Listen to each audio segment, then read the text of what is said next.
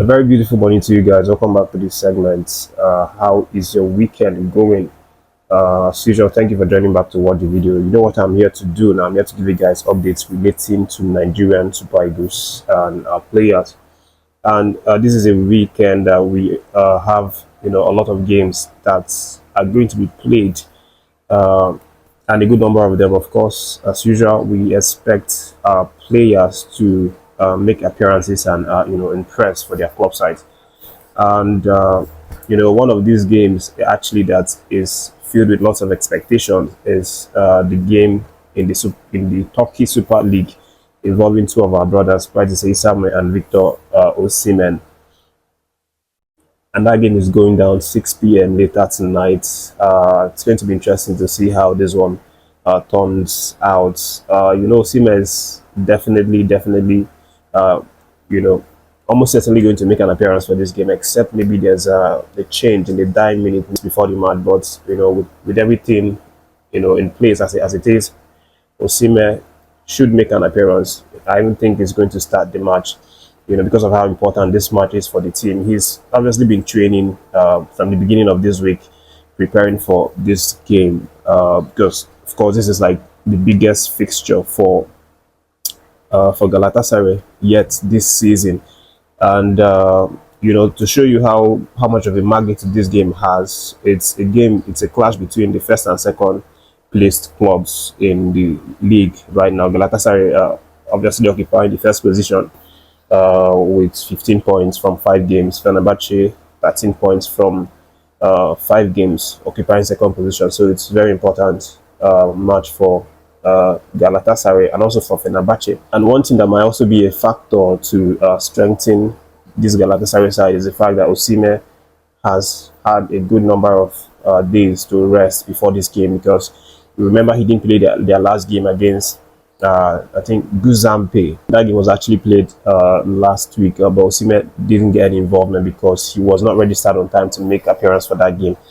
But heading into this game, it's obviously going to be a plus for he and Galatasaray, because the man is well rested. He probably has more energy in his tank, compared with all the other players who played last game.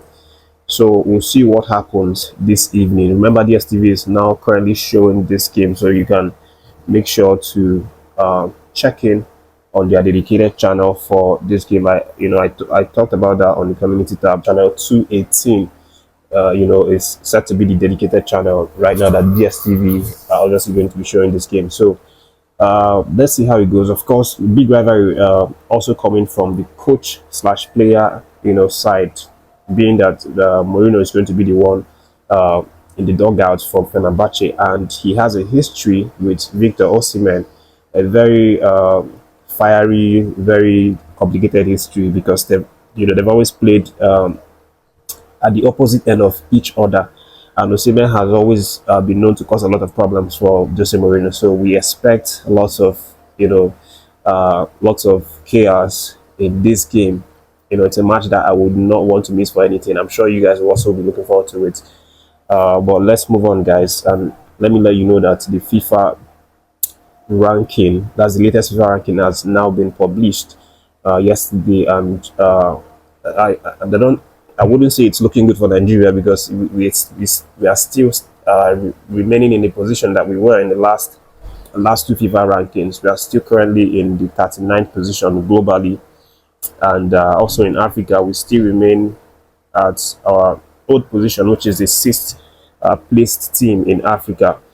This is obviously not good. I mean, I don't know how they are judging this, but one thing I'm sure is that it's being judged based on the performances, the games that you win. If you win games, you go up the table. If you lose games, you go down the table. And obviously we've had some good results in the last 2 games in the African Cup of Nations qualifiers this month already. We won the one against Benin Republic 3-0 and then drew against Rwanda 0-0. So if anything, I think that should be adding to our latest FIFA ranking to maybe push us up the table a notch, even if it's like by 1 place up or something like that. But it is what it is. We are still in 39th position. Ghana are not even in the top 10 position in Africa. and also in the world, they are not in top 50 position in the world. So lots of surprise and shockers for this one. But top 10 position, of course, as you're seeing on the screen, it's made up of Morocco occupying first position, Senegal second, Egypt third, Cote d'Ivoire fourth, Tunisia fifth, Nigeria sixth, Algeria seventh, Cameroon eighth, Mali ninth, and DR Congo, which is actually a surprise to me. They're in the 10th position. But again, let's move away from that, and let me let you know that in EPL we're also going to see a lot of games played, and we are looking out for some of our players to also make some fine appearances for their club sides. We have the likes of Nottingham Forest actually having a match against Brighton, but it's not today, it's going to be tomorrow. So for that game, we'll be looking out for the likes of the informed Ola Aina and Taiwo Awoniyi to make some great appearances. Ola Aina has been talking just a little bit about that game, and all he had to say is that Nottingham Forest are really fired up, and they are ready to play Brighton, because of course Brighton are in form this season. They've actually not lost any game so far.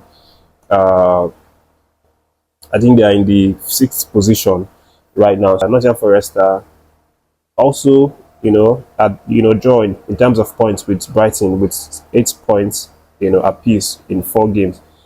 So they are in the 7th position.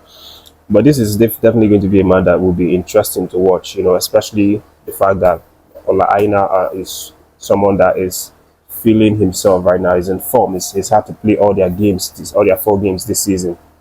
But we'll see how that one unravels. But in terms of games that will be played today, we're going to see Fulham play against Newcastle, and then IWOBI and Bassey are the 2 men that we are looking to put in a fine appearance for this afternoon. Time for that game match is around 15:00. That's 3 p.m. Nigerian time, and then we have also Leicester City, where we get the opportunity to enjoy Wilfred Ndidi perform in the center of the midfield.